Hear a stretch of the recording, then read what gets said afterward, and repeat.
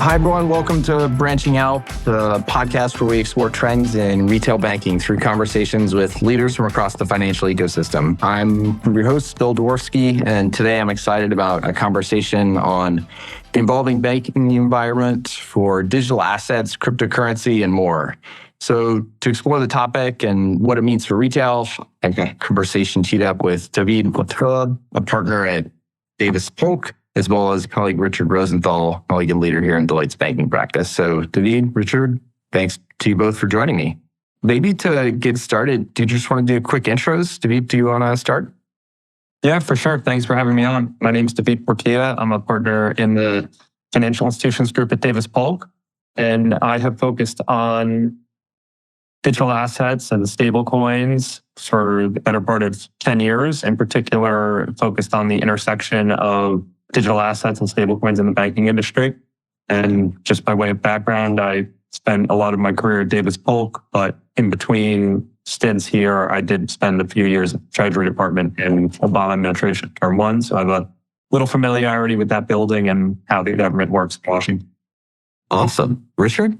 Yeah, pleasure to be with you, Bill. I've been with the firm now 17 years. I lead both their banking regulatory practice and a practice called Business and Entity Transformation, which deals with licensing, new banks, new product launches, digital assets, you name it. I've been kind of at the intersection of regulatory and strategy now for a long time.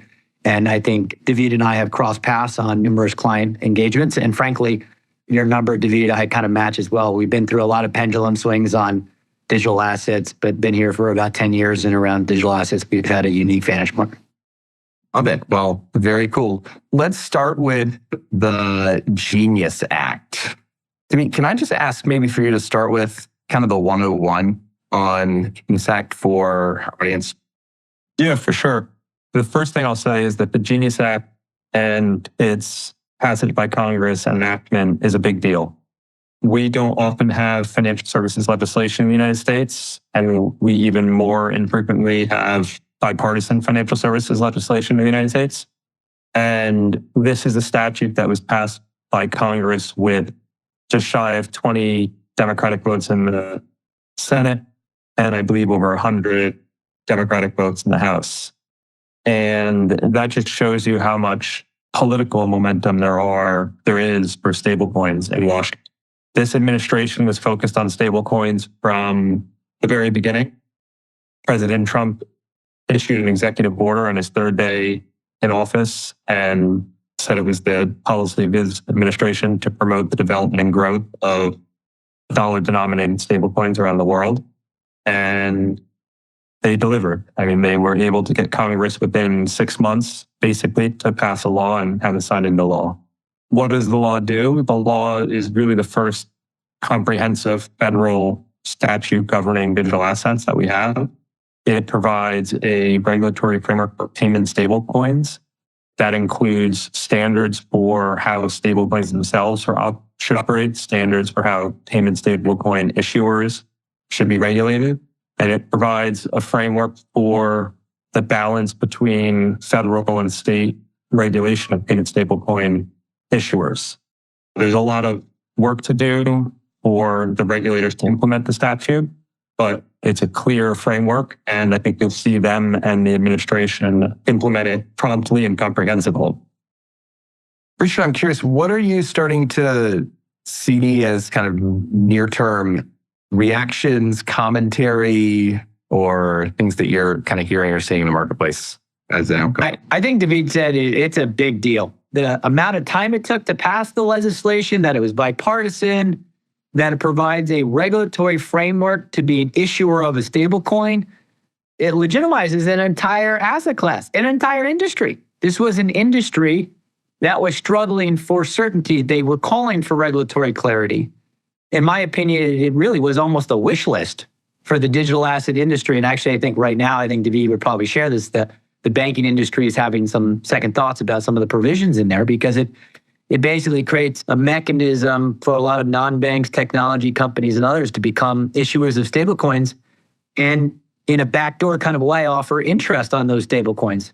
So to kind of bring it into frame, I like to think about stablecoins as both a rail. So it's a payment rail in the way that we think about wire ACH, but it's all kind of like the cash-like instrument for an on-chain asset. And so think about the way cash is used. Think about its role in collateral in a range of normal transactions. If you can imagine a world where a lot more is on-chain or on blockchain rails, like equities being issued on-chain or moving money on-chain, then having a cash-like instrument is very important. So the market reaction, I think the speed at which this thing happened caught a lot of people off guard. And I think for many, the non-banks, fintechs, technology companies, they have been waiting for this moment. So some of them have been filing charters, trying to get set up for a structure to enable them to be issuers that are Genius compliant, and David and I can talk about that. But a range of companies are thinking about it. How do I use a stablecoin within my business model? If I'm a corporate, do I get some cost savings? If I move money cross-border, is that a better way to do that? Think about like platform technology marketplace companies. Do I motivate and incentivize behavior? If I give someone a stablecoin and I ask them to use it, maybe I can give them some rewards. I give them some money back. I can incentivize behavior. So this is really a paradigm shift. I think there's a lot of interesting business models being created. I think there's a lot of people that see opportunity to arbitrage or set up a little moat within these regs. I think you see a couple companies that see a once-in-a-lifetime opportunity. Now's my time to get my charter. Now's my time to try to make a run at the payment systems. Now's my time to try to get my share of the banking moat that banks enjoyed. I think our banking friends are really trying to think about how they can protect their business model, how they enable their clients. And I think the one thing, Bill and David, that we all need to look at is use cases, really utility, real adoption. I still think there's some work to be done on friction, on tax and accounting clarity, and the real underlying resiliency of these rails to make sure that, we have the potential adoption that, some people think. So we're kind of in this like frenetic energy, a little FOMO in the market. People are trying to figure this stuff out. And that's why I'm sure, David, you feel the same way. It's a very busy time right now. Yeah. I want to pick up on what Richard said about use cases, because at some level, that's the big question is, what are the use cases for payment stablecoins beyond the use case that's most prevalent today, which is as a settlement currency on a crypto asset exchange, on a digital asset exchange. Right now, total dollar-denominated stablecoins outstanding is just south of $300 billion. Secretary Bessent has said that he could see the market easily surpassing $2 trillion of stablecoin outstanding, and there's other estimates that says it could be $4 to $5 trillion stablecoin outstanding. And, I want to point out or underscore one of the points Richard made about incentives. The core structural feature of a stablecoin is that it's a dollar-denominated asset that's pegged to $1 and is backed by reserves. And per the Genius Act, those reserves have to be bank deposits, central bank reserves, or short-term treasuries. Well, the reserve assets earn income, and a stablecoin issuer can use that income to incentivize use of the stablecoin in different environments. And, we can get into more specific examples, but I think as it relates to use cases and growth of the industry, to the extent consumers, ultimate end users, are incentivized to use a stablecoin, economically incentivized to use a stablecoin, you're paying for the creation of a use case. And that will have a self-reinforcing effect in the sense that more people will hold payment stablecoins, the reserve asset pools will grow in the aggregate, that will create more income off the reserve assets that can be used to incentivize further use. Yeah, so these are things like starting to see rewards programs that are tied to stablecoin usage, other things like that are kind of eye-catching for consumers to encourage adoption. Are there any particular products that you think, hey, this is starting to get traction a lot faster than maybe even some thought they might, that are kind of built on that foundation? I mean, if you look at the examples today in the public space, you can go to Coinbase and you can get USDC and you can get some rewards on that. Again, I think David's right, though. It's largely been the crypto user that's looking for a kind of on-chain cash instrument to get in and out of trading, or they have some crypto usage to go. I think the PayPal stablecoin is interesting because it's embedded in commerce. It's embedded in flows of retail usage, Bill. And for that to kind of grow like it did, I think that's an interesting testament, and they are offering rewards. One finer point I would say is we haven't talked about cross-border and the role of USD as an inflation mechanism. And really, stablecoins found their initial premise, and I think people gravitate most, how long it takes to settle money cross-border and how cost and expensive that is. So in particular, if you have a corporate B2B transaction or a retail flow where you have those more hops, or the dollar can play a role as an inflation hedge or is maybe a better currency mechanism than a low currency, then I think that you're going to see more vulnerability of those flows than just domestic. Yeah, and I would just underscore the point about accessibility for consumers today not being as easy as it's likely to be in the future. And, this is a podcast focused on retail banking. In my opinion, one opportunity for the retail banking offering is to offer a consumer a wallet in your bank's app that shows stablecoin balances and to allow them to easily move between deposit balances, stablecoin balances, and to transfer or transact using those stablecoin balances. And then this goes to the point about use cases too, as it's easier for consumers to access the stablecoin product and use the stablecoin product. It's easier for use cases to develop because that consumer can log into their bank app and simply use the stablecoin. And then there are others, whether they're businesses or other consumers, that can receive a stablecoin in their bank app. And I think that potential could really be a game changer. And it also raises the question of whether some of these economic models we've talked about in terms of sharing the reserve income, the reserve asset income, would be something that you see banks participating in, in that context. Yeah.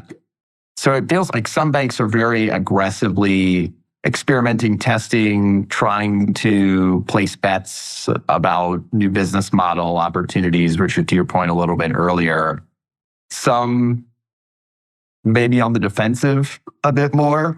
One thing that we talk a lot about is like, what's the impact on traditional deposits for banking institutions? Like, can you talk a little bit about what some of the potential implications could be for banks that are, very oriented around the sort of bread and butter of gathering retail deposits in their local neighborhoods? And this is why there's a good number of debates happening in the industry right now about some of the fire provisions in the Genius bill. And the regulators are right now currently writing the regulation. And there's been a lot of focus on can you pay interest or closing that loophole as rewards. And then I think also the focus on payment systems access.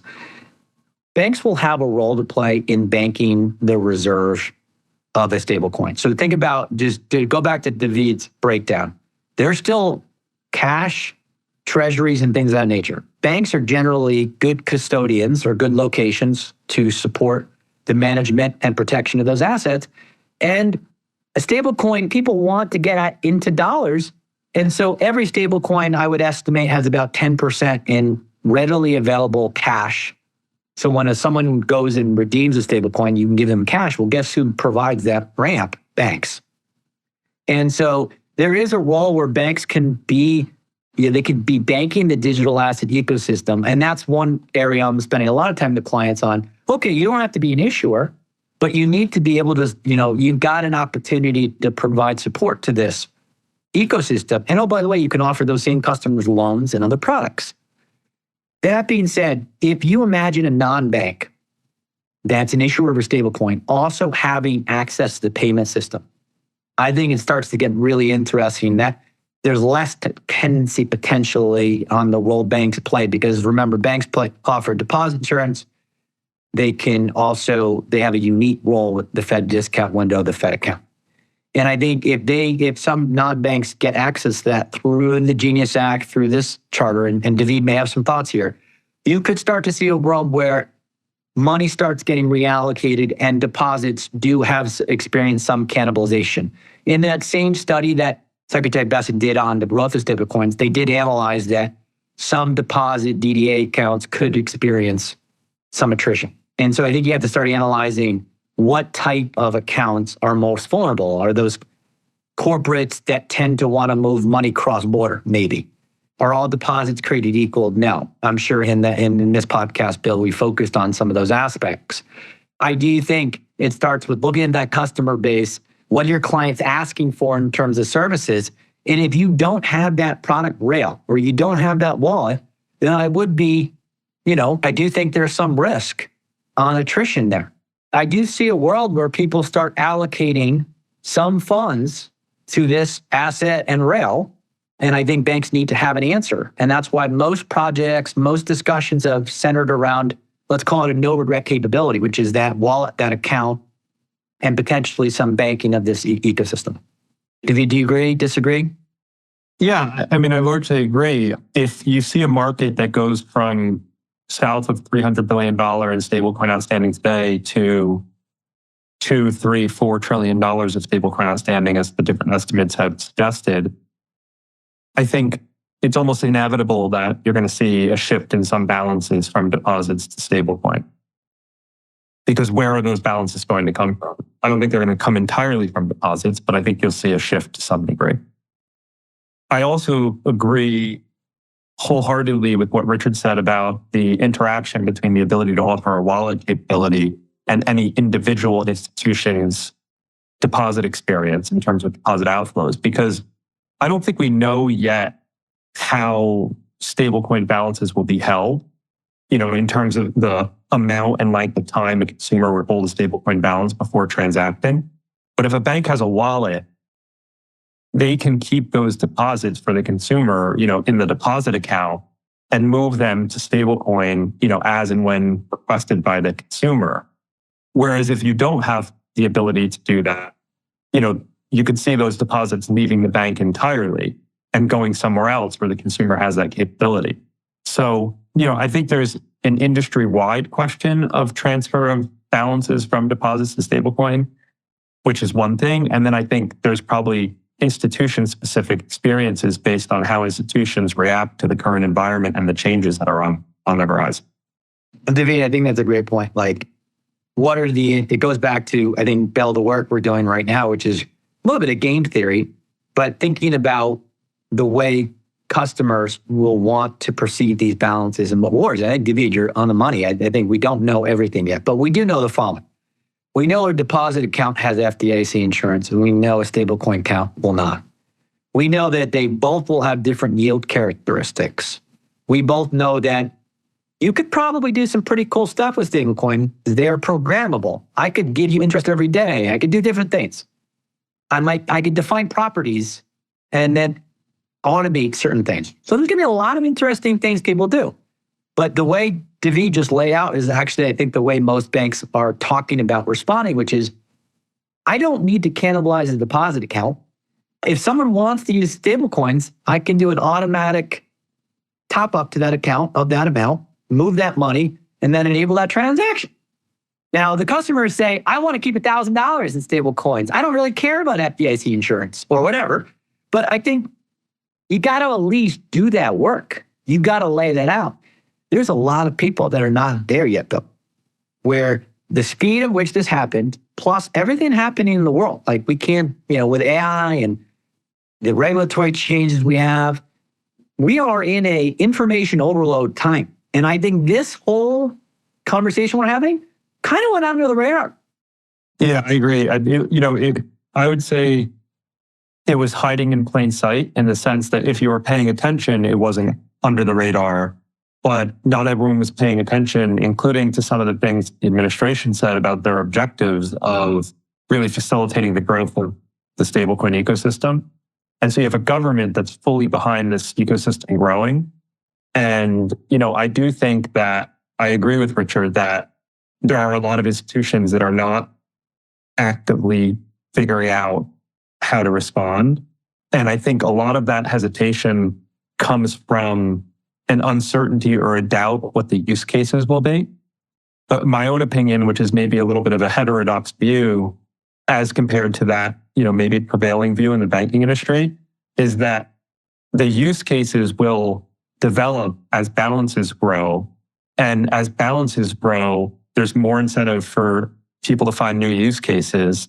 And that will all happen before we know it.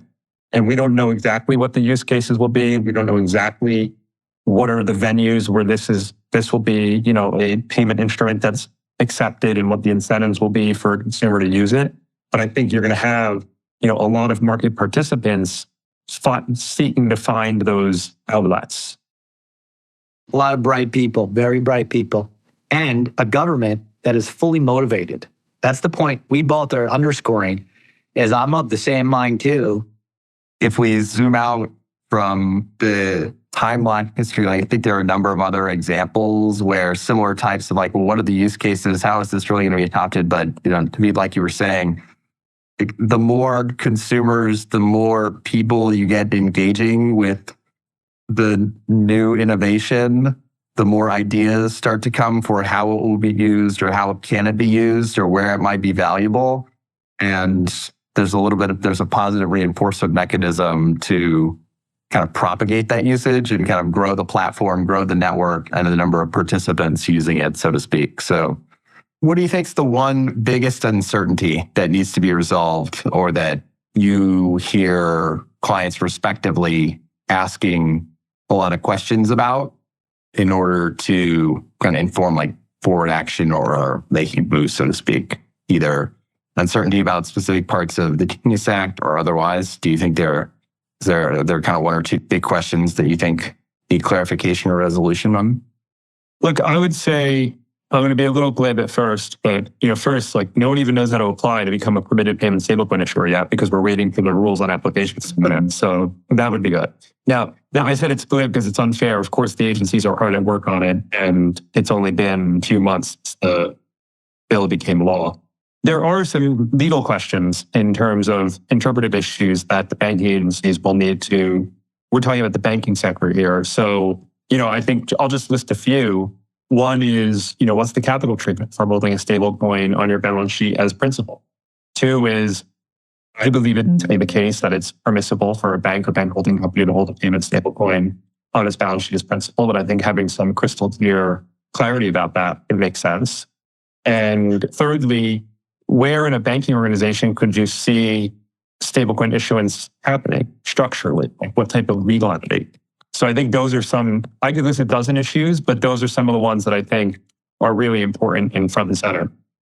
Well, this has been great. We've covered a lot of ground here. I just wanted to close with one last question. How long do you think we'll still have paper currency going into the future? 2030, 2040? What do you think? I think people have been talking about checks going away and all these things and paper. I would say probably much longer than 2030. I would be kind of more on the higher end. I still think there's a lot of businesses and people, and again, you think about the politics of this. I think it has a role and people like it. So I'm still of the. You're probably got a better view than I, Bill, in terms of your take. But I would be on the longer side. I don't know what you think. Yeah, there's a lot of personal trainers and the like that like to get paid in cash. So you're really talking about fighting against a lot of momentum there. All right. Well, we won't take any specific yearly forecast then. But yeah, I think it'll be here longer than most folks expect to. All right. Love it. Well, thank you very much to you both for your time. And thanks for our listeners out there for tuning in to today's conversation. Thanks also to our friends at Hangar Studios. And if you're looking to go deeper on some of the topics we talked about today, check out our podcast webpage online at deloitte.com/branching-out, where you'll find some short show notes and relevant links from the conversation. Also, as always, if you have ideas, suggestions, other feedback, just drop us a note, branchingout@deloitte.com. And we'll look forward to exploring the future of retail banking with you again soon.